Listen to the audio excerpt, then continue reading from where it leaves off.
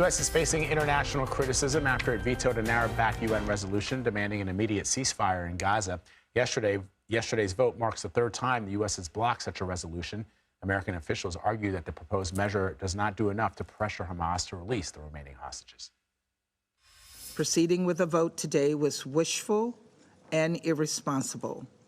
And so while we cannot support a resolution that would put sensitive negotiations in jeopardy, we look forward to engaging on a text that we believe will address so many of the concerns we all share.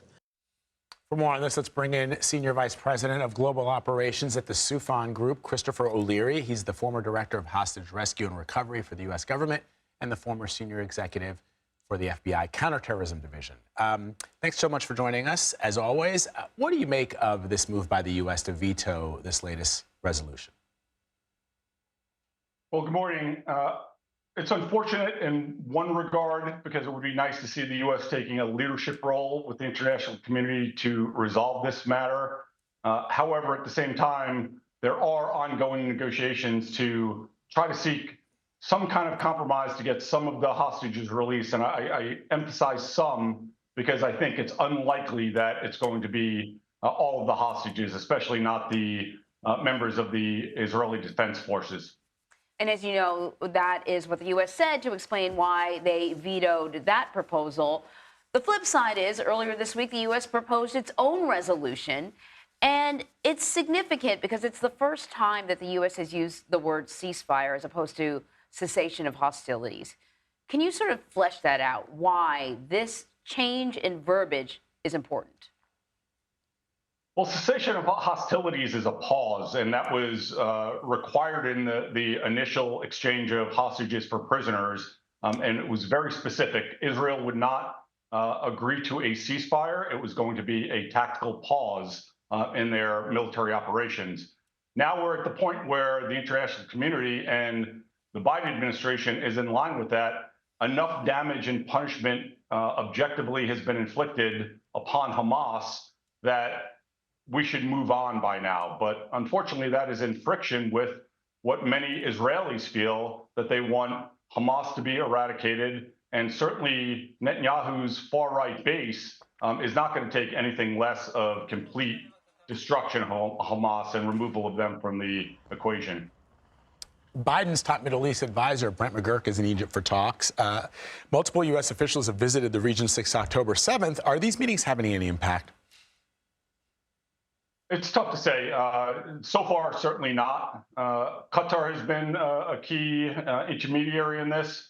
They've been successful in the past in helping to negotiate very difficult hostage deals on behalf of the United States.